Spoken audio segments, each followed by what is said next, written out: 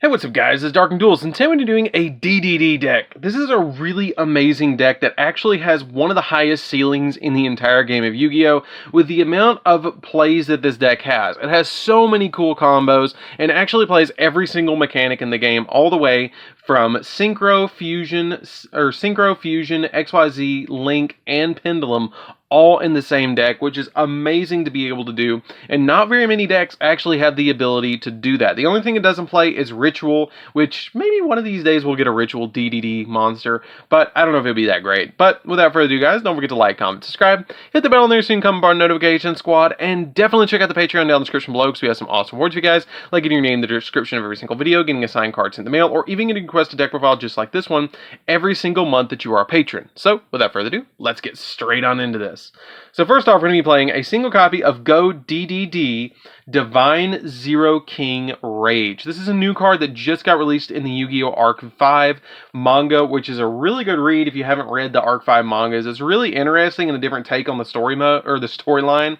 But what this card does is, in the Pendulum scale, if you take effect damage, you take no effect damage. And if you normal summon a level 5 or higher DD monster, you can do it without tributing. That's pretty good because you can normal summon out your copy of your Oblivion King Abyss Ragnarok onto your side of the field without tributing. Sometimes you just want to Pendulum summon it out, but sometimes you don't have the scales, and this card can really help out. What this card also does in the main monster zone is insanely good, on par with Utopic Zexal. But what this card does is when it declares an attack, if your opponent's life points are 4,000 or less, you can make this card gain attack equal to the opponent's life points until the end phase of the turn. This card can one-card OTK your opponent if they have lower than 4,000. It also has the ability that it cannot be destroyed by battle, and if you take, you're not going to take any battle damage from battles involving this card either, because it does have 0 attack and 0 defense, which kind of sucks, but hey, guess what? It can get really big. It can go up all the way to 4,000. It also has the ability that you can tribute one other monster to apply one of these effects. Either this card can attack directly, which can OTK your opponent if their life points are lower than 4,000. Your opponent cannot activate cards or effects in the spell and trap card zone, so they can't activate any spells or traps. Or your opponent cannot activate cards or effects in their hand or graveyard. That's busted. This card is absolutely busted, and I love it. This card is what DDD needed. I've thought about bumping it up to 2 or 3 in the deck, but I feel like 1 is fine because I always get it when I need it. We then play a single copy of DDD Destiny King Zero Laplace. This card is a card that I love the artwork for. It's probably one of the best artworks in the entire DDD archetype. But in all of Yu-Gi-Oh! Actually. This card is insanely good. What this card does is during your main phase, you can add a face-up DDD monster from your extra deck to your hand, which is really good. And then it also has a really busted effect on the field that you can special summon this card by tributing a DDD monster. And before damage calculation, if this card battles an opponent's monster, you can double the attack of this card by the attack of the opponent's monster. So if my opponent's playing a Blue Eyes White Dragon and I attack into the Blue Eyes, this card goes to 6,000, which is what's really, really, really good about this card, until the end of the damage step. And if this card attacks a defense position monster, it also inflicts piercing damage, and the first time this card will be destroyed by battle, each turn is not destroyed, and you take no battle damage from battles involving this card. Really, really good card. These two are definite 2-ofs to me now in the deck, and I highly recommend that you guys, if you're not in the EU, definitely play these. If you're in the EU, I'm sorry, you might have to play something else. Play 2 Nibiru. We're going to be playing 3 copies of Oblivion King Abyss Ragnarok, which is one of the best cards in the entire deck. It has some really neat effects that if you special summon a DD monster, then you can target DD in your graveyard, and then your opponent takes half the damage for the rest of the turn. And if you do special summon that monster, and if this card is normal or special summon, you can target one DDD monster in your graveyard and special summon it. You can only use this effect once per turn, and then once per turn you can tribute a DD monster and then target a card your opponent controls and banish it. That's really good. We play 2 copies of Savant Thomas. Savant Thomas essentially helps you make rank 8 plays because you don't use its monster, you don't use its extra or pendulum effect, because during your main phase you can add a DD pendulum monster from your extra deck to your hand. I don't use that all that often because its scales are a little awkward at 6. But it has the really cool effect that when it's in your monster zone, that you can target one DD Pendulum monster, destroy that card, and if you special summon a level 8 DDD monster from your deck, which is always Abyss King Oblivion Ragnarok, which makes it go into Cal Yugo really, really easy. You play a single copy of Chaos King Apocalypse. Chaos King Apocalypse is a card that people have been playing a lot of, and I've been playing a lot of since Gilgamesh came out, because this card gets put in your Pendulum zone, and then once it does, you get to banish banish 2 DD monsters in your graveyard and then immediately special summon this card, which is what's really good about this card. And it's a level 7, so you can use this and Lamia to go directly into a copy of Siegfried. We play 3 copies of Copernicus, which Copernicus is basically just a Foolish Burial. When it's summoned at all, you send a DD monster from your deck to your graveyard, which is what's really good about this card. We play 3 copies of Kepler. Kepler, when it's normal summoned or special summoned, you get to target a DD monster you control and return to the hand, or add a Dark Contract from your deck to your hand, which is always going to be the Dark Contract with the Gate, which is what's really, really good in this deck. This card's really good. It's basically the Stratos of the deck. We play a single copy of Ghost. Ghost is really good in the deck too because it's a level 2 tuner monster that can help out the deck quite a lot. It has a really neat effect that if this card is sent to the graveyard, then you can target a DD monster or Dark Contract and then send another copy of that card to the graveyard. So if you have a Swirl Slime or a Necro Slime in the graveyard that you're about to use, you can send the Swirl Slime or Necro Slime from the deck to the graveyard so you can have multiple copies in the graveyard to kind of fill up so you can use your other effects. We play 3 copies of Swirl Slime, which is one of the better cards in the entire deck.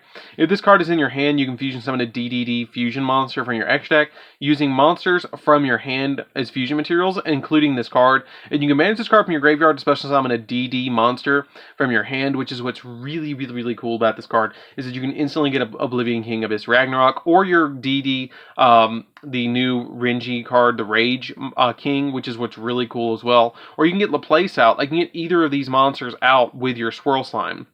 We play 3 copies of Necro Slime. Necro Slime is, if this card is in your graveyard, you can fusion summon banishing monsters from the graveyard and to special summon a DDD fusion monster, which is what's really cool as well. I love the effect to be able to just banish stuff from the graveyard to go into it. And then we play 3 copies of Lamia as well.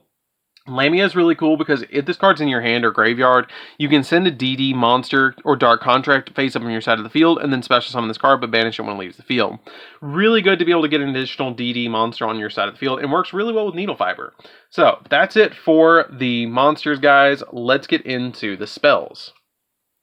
So for the spells, we're going to be playing a single copy of Monster Reborn because Monster Reborn is going to really help out as an extender. 1 copy of 1-for-1 because a lot of the cards in your deck are not, they don't care if they go to the graveyard. And this card really helps out get Lamia out of the deck. And if you have like Necro Slime in the hand, you can discard the Necro Slime and then put Lamia on the field and then go off from there. Foolish Burial because, again, the majority of the cards in the deck like being in the graveyard, especially Lamia, Swirl Slime, and Necro Slime. 1 copy of Dark Contract with the Swamp King. This card is basically a fusion spell that stays up on the field because during your main phase, you can fusion summon a Fiend fusion monster from your X deck using monsters from your hand or field as fusion materials, and you can only use this effect once per turn. We play 3 copies of Dark Contract with the Gate. This is essentially a reinforcements of the army or Rhoda of the deck. During your main phase, you can add a DD monster from your deck to your hand, which is what's really cool about this card. And then for each of the Dark Contracts, while they're on your field during your standby phase, you take 1,000 points of damage. But there's certain monsters in the deck, like your Abyss, your Zero King Rage, that can prevent you from taking damage, which is really cool. We play 3 copies of Allure of Darkness just to help us draw through the deck. I would always recommend playing Allure of Darkness in this deck because it helps out a lot to get to your cards. 3 copies of Dark Ruler No More and 3 copies of Call by the Grave rounds out the spells. These are really good cards in the deck, and I highly recommend that you play these. If your opponent gets to go first, which I like to go second in my DDs, because I have the Dark Ruler No More and the Call by the Grave to stop my opponent, this is going to basically stop your opponent's entire field, and this is basically going to stop all their hand traps. So you can really go in with during turn 2 if you get pushed to go turn 2, even if you go turn 1 and you really just need to stop your opponent going into the second turn, third turn, Dark Ruler No More is still a really good card to just board wipe after you've built your board and your opponent maybe gets 1 or 2 monsters that's negates. This card can really stop your opponent. I love playing Dark Ruler No More in this deck. So that's it for the main deck, guys. Let's get into the extra deck. So for the extra deck, we're playing a single copy of Gilgamesh. Gilgamesh is really good because if this card is special summoned, you can activate the effect to special summon. You cannot special summon monsters for the rest of the turn except DD monsters. And then you place 2 DD Pendulum monsters with different names from your deck in your Pendulum Zone. If you do, you take 1,000 points of damage. And if this card is special summoned, a link summon card is destroyed by battle by an opponent's monster attacking it, or by an opponent's card effect, while in summoner's control, you can special summon a DD monster from your X deck or graveyard in defense position. That's really, really, really good. I love that effect to be able to just instantly get a DD monster from my extra deck, and it's really, really, really nice to be able to get those pendulum monsters on the field. You play 2 copies of Little Genghis. Little Genghis has a really cool effect that if this card is, if a DD monster is special summoned, then you can target another DD monster in your graveyard and special summon it, which is really good for this card. And if this card is destroyed by battle or by an opponent's card effect, then it also lets you target a Dark Contract in your graveyard and add it back to your hand, which is pretty good. 1 copy of Big Genghis. Big Genghis is if another DD monster is normal or special summon while this card is on your field. You can target a DD monster in your graveyard and special summon it. And it also has the ability that once per turn, when a spell trapper is activated, you can quick effect negate the activation, which is really good to be able to just negate stuff with Big Genghis. We play a single copy of Curse King Siegfried. Siegfried's really good in the deck too because it just has an additional negation effect, which is what's really cool about this card, because during the player's turn, you can target a face-up spell or trap on the field, and that target effect has its negated. So you can actually chain his effect to the activation of, like, just for example, your opponent tries to MST a card on your side of the field, you chain your copy of Siegfried because it's a quick effect, and then you negate the effect, which is what's really good about this effect. We then play a single copy of Gust King Alexander. Gust King Alexander has a really, really neat effect in this deck that actually lets you special summon DD monsters from your graveyard.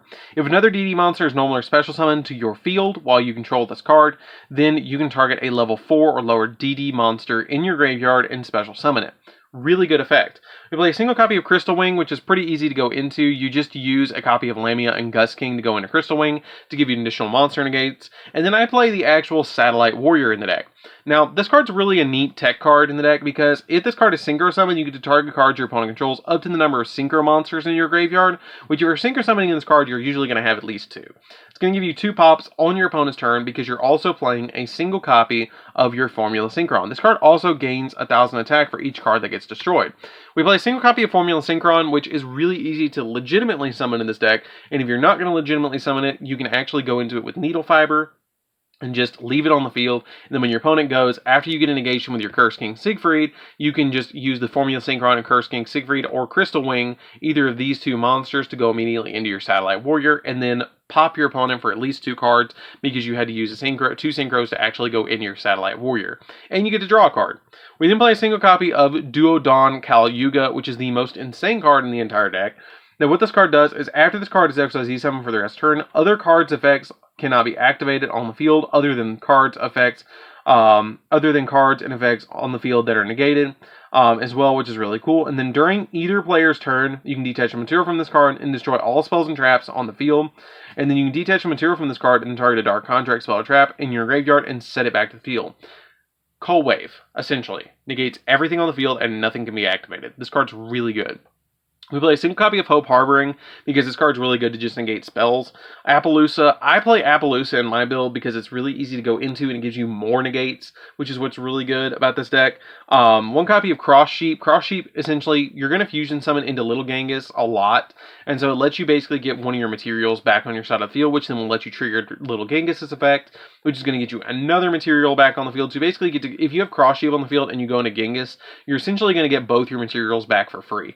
We then play 1 copy of Needle Fiber. Needle Fiber lets you put your copy of your Lamia on the field, which is going to help you out quite a lot to go into your Gust King, which if you put the copy of if you have Gust King on the field already, and you go for your Needle Fiber, then you can special summon Lamia from deck, and then your Gust King will trigger special summoning a level 4 from the graveyard, and then you can use the Gust King and the level 1 Lamia to go directly in for Crystal Wing or Curse King Siegfried, depending on what you want to do. Leave your copy of Needle Fiber on the field, and then basically tag it out for Formula Synchron on your opponent's turn, and then go from there. We then play a single copy of Linkuriboh because you play a lot of level 1 monsters in the deck, and it helps out a lot to be able to go into the Linkuriboh to be able to stop your opponent from attacking, which is what's really good about this card. So that's it for the deck, guys. I hope you did enjoy it. It's a really fun deck to play around with. It's fairly budget for the main deck. I wouldn't say it's the most budget deck ever, but it's not super expensive in the main deck. I think the manga promos are the most expensive ones, which you can get them for around $10 each. But that's it for the deck, guys. I hope you did enjoy it. Don't forget to like, comment, subscribe, hit the bell so you can become part of the notification squad, and definitely tell me what you think of this deck down in the comments down below, and definitely check out the Patreon down in the description as well, and we'll see you guys in the next video. See you later, guys.